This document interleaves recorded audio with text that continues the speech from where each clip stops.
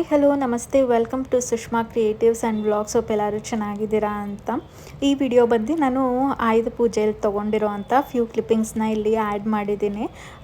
ಲಿಶುಗೆ Dasara vacation ಇತ್ತಲ್ವ, so ಅಮ್ಮ ಮನೆಯಲ್ಲೇ ಇದೆ. ಆಲ್ಮೋಸ್ಟ್ 15 ಡೇಸು ಅಲ್ಲೇ ಹಬ್ಬನೂ ಕೂಡ ಮಾಡಿದ್ವಿ. ಇನ್ನು ನಾವು ಸರಸ್ವತಿ ಪೂಜೆ ಅಂತ ಏನು ಸಪ್ರೇಟಾಗಿ ಮಾಡೋದಕ್ಕೆ ಹೋಗಲ್ಲ. ಆಯುಧ ಪೂಜೆ ದಿವಸನೇ ಬುಕ್ಸ್ ಎಲ್ಲ ಇಟ್ಟು ಪೂಜೆ ಮಾಡ್ತೀವಿ.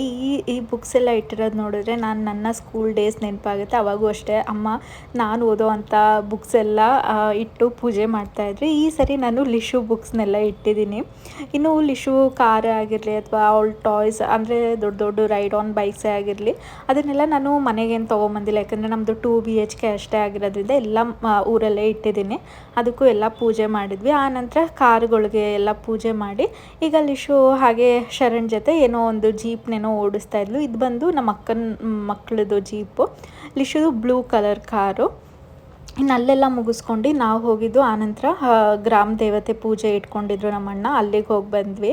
ಮತ್ತು ವಿಡಿಯೋನ ನೆಕ್ಸ್ಟ್ ಡೇಯಿಂದ ಕಂಟಿನ್ಯೂ ಮಾಡ್ತಾಯಿದ್ದೀನಿ. ಆ್ಯಕ್ಚುಲಿ ತುಂಬ ಜನ ಕೇಳ್ತಾ ಇರ್ತೀರ, ನೀವು ಹೇರ್ ಕಟ್ ಏನು ಮಾಡಿಸ್ತೀರಾ, ಯಾವ ಹೇರ್ ಕಟ್ ಮಾಡಿಸ್ತೀರಾ ಅಂತ.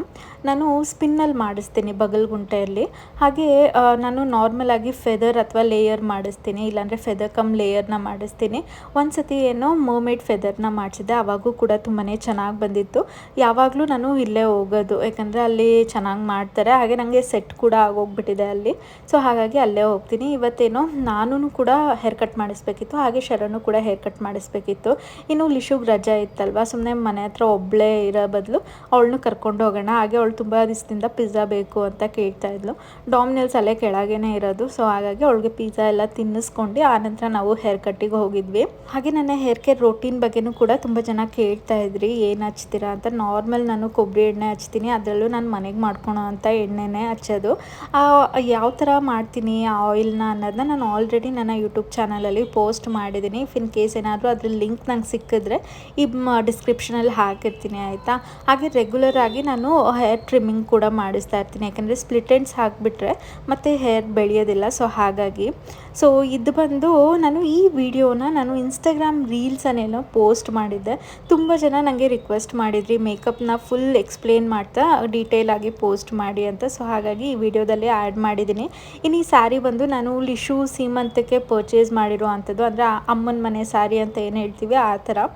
ಇದು ಬಂದು ಅರೌಂಡ್ 28,000 32,000, ನನಗೆ ಎಕ್ಸಾಕ್ಟಾಗಿ ನೆನಪಿಲ್ಲ. ನನ್ನೊಬ್ಬರು ಸಬ್ಸ್ಕ್ರೈಬರ್ ಕೂಡ ನನಗೆ ಕಮೆಂಟಲ್ಲಿ ತಿಳಿಸಿದ್ರು, ಈಗ ಅದು 45,000 ಆಗಿದೆ ಮೇಡಮ್ ಅಂತ. ನನಗೆ ಈಗ ಎಷ್ಟಿದೆ ಅಂತ ಗೊತ್ತಿಲ್ಲ.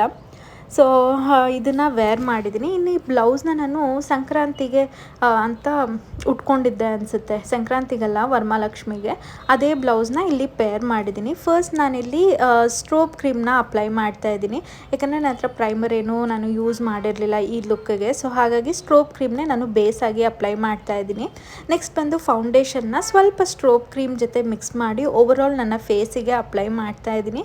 ಇದರಿಂದ ಒಂದು ರೀತಿ ಡ್ಯೂಯಿ ಫಿನಿಶ್ ಕೊಡುತ್ತೆ ಅಂತಲೇ ಹೇಳ್ಬೋದು. ಹಾಗೆ ಒಂದು ನ್ಯಾಚುರಲ್ ಗ್ಲೋ ಕೂಡ ಇರುತ್ತೆ. ಸೊ ಹಾಗಾಗಿ ಈ ರೀತಿ ಎರಡು ಮಿಕ್ಸ್ ಮಾಡ್ಕೊಂಡು ಹಚ್ತೀನಿ. ಹಾಗೆ ನನಗೆ ಓವರಾಗಿ ಫೌಂಡೇಶನ್ನ ಹಾಕೊಳೋದಕ್ಕೆ ಅಷ್ಟಾಗಿ ಇಷ್ಟ ಆಗಲ್ಲ ಫೇಸ್ ಮೇಲೆ. ಸೊ ಹಾಗಾಗಿ ಲೈಟಾಗಿ ಹಾಕ್ಕೊಂಡು ಜಸ್ಟ್ ಬ್ಲೆಂಡ್ ಮಾಡ್ಕೊತಾ ಇದ್ದೀನಿ. ಇನ್ ಕೇಸ್ ಏನಾದರೂ ಫೆಸ್ಟಿವಲ್ ಅಥವಾ ಏನಾದರೂ ಫಂಕ್ಷನ್ ಇದ್ದಾಗ ಮಾತ್ರ ನಾನು ಓವರ್ ಮೇಕಪ್ ಅಂತ ಮಾಡೋದಕ್ಕೆ ಹೋಗೋದು. ನಾರ್ಮಲಾಗಿ ಏನು ಅಷ್ಟೊಂದೆಲ್ಲ ಮೇಕಪ್ ಮಾಡೋದಕ್ಕೆ ಹೋಗಲ್ಲ. ಇನ್ನು ಲಾಸ್ಟಲ್ಲಿ ಲಿಪ್ಸ್ಟಿಕ್ನ ಅಪ್ಲೈ ಮಾಡ್ತಾಯಿದ್ದೀನಿ. ಇದೇ ಲಿಪ್ಸ್ಟಿಕ್ನ ನಾನು ಐ ಶ್ಯಾಡೋ ಹಾಗೆ ಬ್ಲಷ್ ಆಗು ಕೂಡ ಯೂಸ್ ಮಾಡ್ತಾಯಿದ್ದೀನಿ. ಬೇಕು ಅಂದರೆ ಹಾಕೊಬೋದು, ಬಟ್ ನಾನು ಒಂದು ಸ್ವಲ್ಪ ಜಾಸ್ತಿ ವೈಟ್ ಕಾಣಿಸ್ತಿದೆ ಫೇಸು ಅನ್ನಿಸ್ತು. ಸೊ ಹಾಗಾಗಿ ಬ್ಲಷನ್ನು ಅಪ್ಲೈ ಮಾಡಿದ್ದೀನಿ, ಇಲ್ಲಾಂದರೆ ಏನು ಮಾಡೋದಕ್ಕೆ ಹೋಗಲ್ಲ ನಾನು.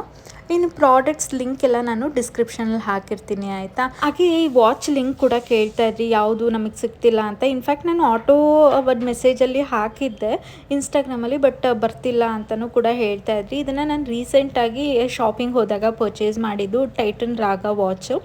ಅರೌಂಡ್ 6.3 ಏನೋ ಇತ್ತು ಅನಿಸುತ್ತೆ. ನಾನು ಅದನ್ನು ಕೂಡ ಡಿಸ್ಕ್ರಿಪ್ಷನಲ್ಲಿ ಲಿಂಕ್ ಹಾಕಿರ್ತೀನಿ, ಚೆಕ್ಔಟ್ ಮಾಡಿ. ಹಾಗೆ ಈಗ ಅಮೆಝಾನಲ್ಲಿ ಸೇಲ್ ಕೂಡ ನಡೀತಿದೆ. ಸೊ ದ್ಯಾಟ್ ನೀವೀಗ ಪರ್ಚೇಸ್ ಮಾಡಿದ್ರೆ ಒಂದು ಅಫೋರ್ಡಬಲ್ ಪ್ರೈಸ್ ಹಾಗೆ ಬೆಸ್ಟ್ ಪ್ರೈಸಲ್ಲೂ ಕೂಡ ಸಿಗುತ್ತೆ. ಇನ್ನು ಸ್ಟ್ರೋಬ್ ಕ್ರೀಮ್ನೇ ನಾನು ಹೈಲೈಟರ್ ಆಗು ಕೂಡ ಯೂಸ್ ಮಾಡ್ತಾ ಇದ್ದೀನಿ.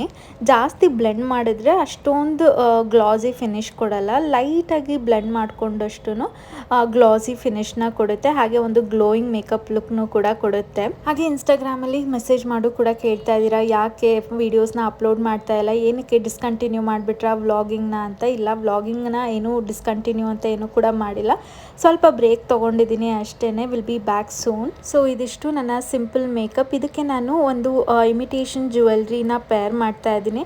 ಆ್ಯಕ್ಚುಲಿ ಇದನ್ನು ನನಗೆ ನಮ್ಮ ಅತ್ತಿಗೆ ಗೌರಿ ಹಬ್ಬಕ್ಕೆ ಗಿಫ್ಟಾಗಿ ಕೊಟ್ಟಿದ್ರು. ಸೊ ಅದನ್ನು ವೇರ್ ಮಾಡೋಣ ಅಂತ ವೇರ್ ಮಾಡ್ತಾ ಇದ್ದೀನಿ. ಯಾಕಂದರೆ ರೆಡ್ ಸ್ಯಾರಿ ಮೇಲೆ ಗ್ರೀನ್ ಕಲರ್ ಚೆನ್ನಾಗಿ ಕಾಣುತ್ತೆ ಅಂದ್ಬಿಟ್ಟು ಈ ರೀತಿ ವೇರ್ ಮಾಡ್ತಾ ಇದ್ದೀನಿ. ಯಾಕೆಂದರೆ ನನ್ನ ಬ್ಲೌಸಲ್ಲೂ ಕೂಡ ಗ್ರೀನ್ ವಿತ್ ರೆಡ್ ಕಾಂಬಿನೇಷನ್ ಇದೆ ಅಲ್ವಾ, ಸೊ ಹಾಗಾಗಿ. ಸೊ ಓವರಾಲ್ ಆಗಿ ಯಾವ ರೀತಿ ಕಾಣ್ತಿದೆ ನನ್ನ ಲುಕ್ ಅನ್ನೋದನ್ನ ಕಮೆಂಟಲ್ಲಿ ತಿಳಿಸಿ ಆಯಿತಾ. ಹಾಗೆ ಈ ವಿಡಿಯೋಗೆ ತುಂಬ ಒಳ್ಳೆ ರೆಸ್ಪಾನ್ಸ್ ಕೂಡ ಬಂದಿದೆ, ನನ್ನ ಯೂಟ್ಯೂಬ್ ಶಾರ್ಟ್ಸಲ್ಲೇ ಆಗಿರಲಿ ಅಥವಾ ಇನ್ಸ್ಟಾಗ್ರಾಮ್ ರೀಲ್ಸಲ್ಲೇ ಆಗಿರಲಿ. ಹೋಪ್ ನಿಮಗೆ ಇಷ್ಟ ಆಗಿದೆ ಅಂದ್ಕೊತೀನಿ. Thank you for watching. Bye.